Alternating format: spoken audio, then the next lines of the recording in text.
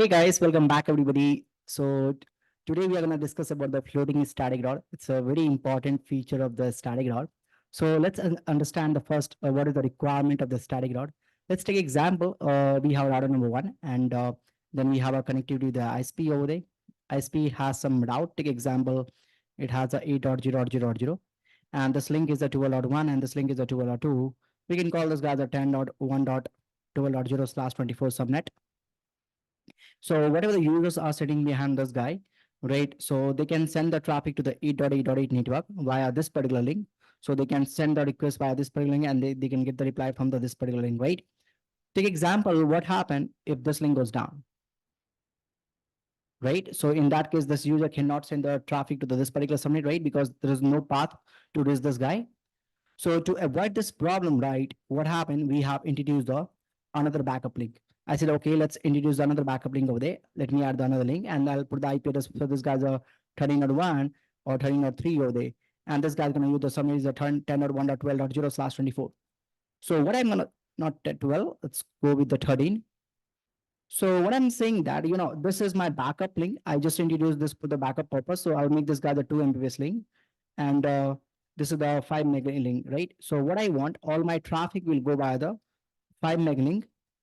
And when this link is not available somehow, right, then my traffic will go by the 13.0/24. So all my primary path always could be the 5 Mbps link, and my secondary path will be the 2 Mbps link. But the problem is what? When you give the static route, normally when you give the static route, I say the IP route, right? And I say that 8.0.0.0.0.0. I put the /8 over here, and then I put the next hop is the 13.3. And then again, I said the IP route 8.0.0.0.0/8, and then I put the next hop is 12.2. So either you can use the exit interface or either you can use the next hop. So normally when I put this command, what happened? Router will create the routing table. It's had a 8.0.0.0.0.0 as for the static. Then you have a 1, that's my AD value. And then we have a 0. The static route does not use the concept of metric. That's why you always set to 0. And the next hop will be 13.3 and 12.2. So in routing table, what happened? Both the route will be present. So if any packet, right? So take example, if this PC will send any packet to the 8.8.8, right? What happened in that case? This is the source and this destination. What happened in that case? The packet comes to the router will look up the routing table, and based on that, it will perform the load balancing. It will send the data traffic to 13.3 and 12.2 as well, depend on the what load balancing algorithm is present. So by default, it's the per destination. So another type of load balancing, we have a per packet. So by default, what happened? The router will do the load balancing. But try to understand, I'm not denying it that load balancing is a bad. See, sometimes some situation like load balancing is not good. For example, this situation, right? Because this is my 5 Mbps link, I want to send all my traffic to the 5 Mbps link because this is the 2 Mbps link, right? So take example, if you have a UDP-based traffic, the UDP-based traffic is a what? UDP-based traffic is always a delay-sensitive traffic, like a voice and video. So if I'm going to send the, if I'm going to do the load balancing for the UDP-based traffic, then what happened? Some packet will go slow bandwidth and some packet will go by the fast bandwidth, right? So on the receiving end, right, on the receiving end, what happened? We need to reordering the packets. And sometimes you face the jitter as well or delay too, right? So to avoid this problem, right, what I can do that, I don't want to do the load balancing over there. I'm going to make this guy, hey, listen, always choose the 12.2 as a best path, right? If the 12.2 is not present, then traffic will go by the 10.3. So in that case, what you can do that, I just gonna increase the AD value for this particular route. By default, the AD value for the static route is 1 in the Cisco iOS router. So what I can do that, I'll just gonna give the option of the 5 over there. So by default is 1 over there. So in that case, what happened? This route will be not there in the routing table. So the packet will go by the 12.2. So the 12.2 is somehow not present. Then what happened? This will be removed from the routing table, and 13.3 comes in the picture.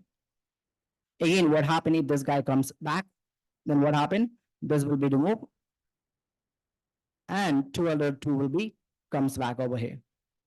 So that's the main purpose of floating static route. The floating, the meaning is saying the floating. Floating is what? The backup path always will be floated. If primary is not there, backup comes in the picture. If the primary is there, backup always will behave like a backup. So very basic configuration we have, you can see that we just need to increase the AD value for the backup path. That's all. So if you see, this is my topology I already have, and I don't have a console. Let me take a console. So this is router number one, and this is the router number two we have. So subnet data I'm using between the router and router three. Sorry, router and router two. Oh, come on.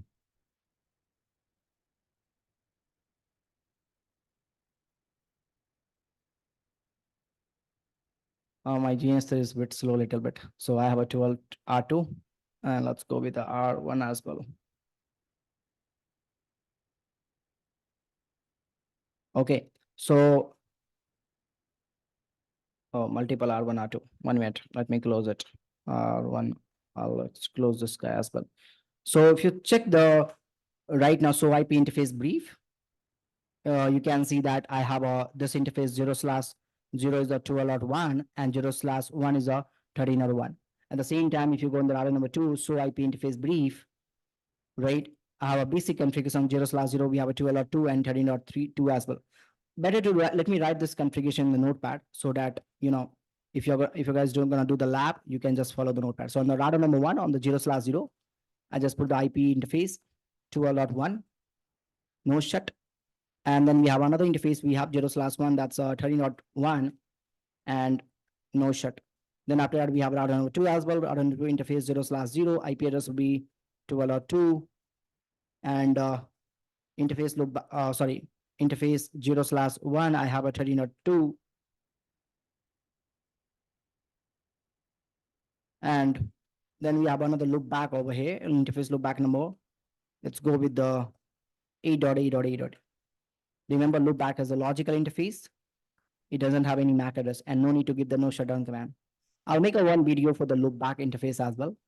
So already IP is configured. So what I can do that, now I'll do the static route configuration on the router number one. Let me do the separate. On router one, I have IP root 8.0.0.0.0/8 and next hop will be 12.2. IP root 8.0.0.0 and /8 and next hop will be 13.3. So if I'm going to put this command, then what happened? Okay, it should be 13.2.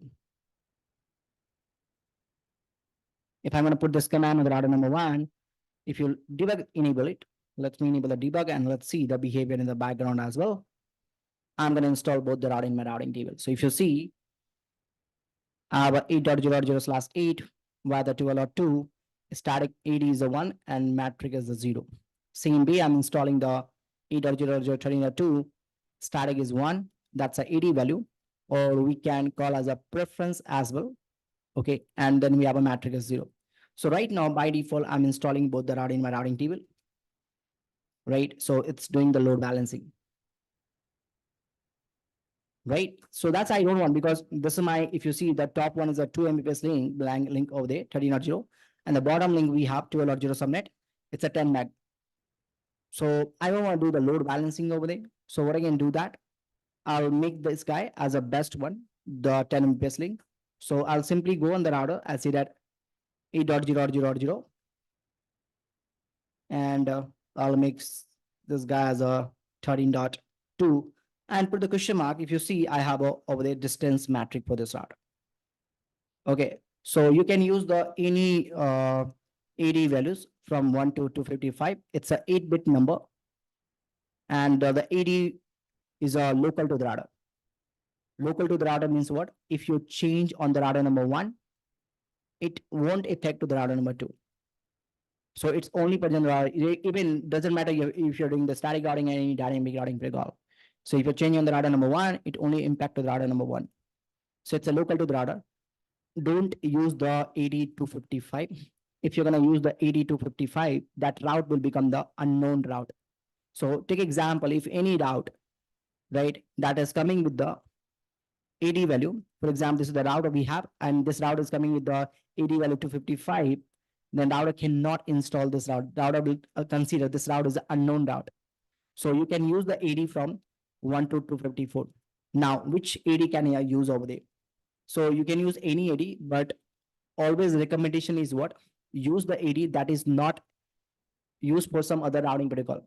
For example, EAGRP internal AD is a 90. I'm talking about the Cisco IS perspective, guys. Okay, EAGRP internal AD is 90, external is 170. Same example, OSTF has a 1110, BGP has a EBGP has a 20, and IBGP has a 200.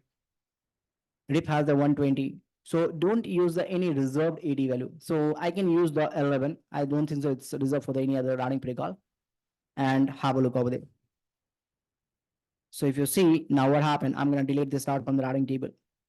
The reason is that I made this guy as a 1180. So as we know that only best route are present in the routing table. So of course, one route we have over there right now in my routing table as a 8.0.0.0.0 as a 80 is a 11, another 8.0.0.0 with the 80 is 1. So of course, I'm going to make this guy as a preference, right? Lower 80 is always preferred. Lower 80 is always preferred. Right? So if you check on the routing table right now, do show IP route, static, and I have a 1202 right now. So if I'm going to send the traffic, all my traffic will go by the 1202. All done? So take example, if the primary goes down 0/0, if the 0/0 goes down right now, we have a single route in my routing table, and that has a AD is 1, right? Via the next of 1202, which is the primary path. If the primary goes down, come on. I'm going to remove this route from the routing table. And what I'm doing that, can you see this debug right now? I'm adding the backup path, 8011. So do show IP route, static, I have 11.0. So all my traffic now will go by the, if you go now make a trace dot, all my traffic will go by the 13.3, 13.2. Same way, if my backup comes up, take example, if I say the no shutdown, let me up this backup path, then what happened? My this route 8.0.0 with the 1180 will be removed from the routing table. So if you see the do show IP route static, it's gone. So now the primary present. So backup automatically will remove from the routing table once the primary will be there. So that's called as a floating static route. In the floating static route, what happened? The backup path always will be there, right? But it cannot be a part of the routing table, right? If your primary is working fine. If your primary goes down, then the backup comes in the picture. But both will be part of the running config. That's a very important. So if you see the running config, both will be other part of the running config.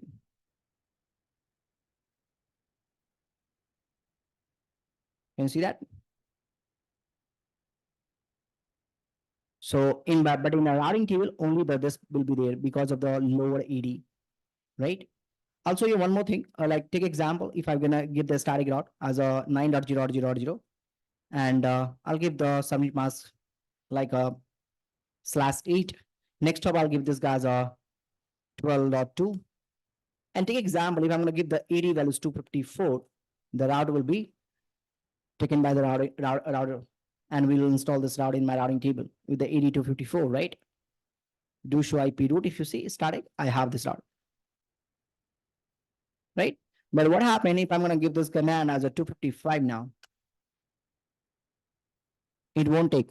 It will remove this route from the routing table. So now if you see the do show IP route is static, if you can see that, the route has deleted. And now I can put the command do show route static. I don't have this. So 255 AD, don't give it. If you give the AD 255, then route will be deleted from your routing table. Okay. Apart from 255, you can give anything. You can even give the 90 as well. That's the reason for the EIGRP protocol. So if you're going to give the 90, it's fine. But don't give it in the production network. You can use in the practice purpose, you can use it. But because if you give in the production network with the 90 AD, and somehow in your network also EIGRP routing protocol is there, then it will create a problem. All good, guys?